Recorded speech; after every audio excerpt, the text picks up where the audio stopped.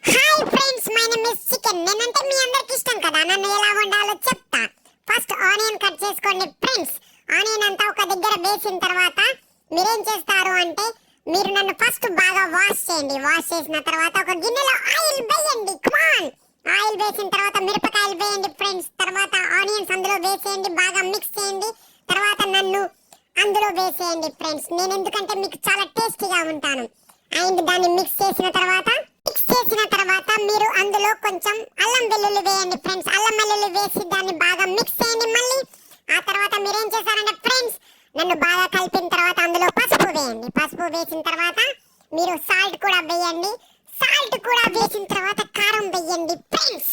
కారం వేసిన తర్వాత మీరు బాగా మిక్స్ చేయండి, ఎందుకంటే నేను మీకు చాలా టేస్టీగా ఉంటాను. అండ్ ఆ తర్వాత ఏం చేస్తారో తెలుసా, బాగా మిక్స్ చేసి దాంట్లో పెరుగు వేయండి ఫ్రెండ్స్. కమాన్, పెరుగు వేసిన తర్వాత చికెన్ మసాలా వేయండి.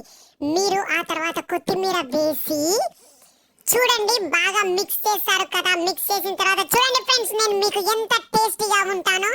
మీకు ఇప్పుడు గుమగుమలాడే చికెన్ రెడీ.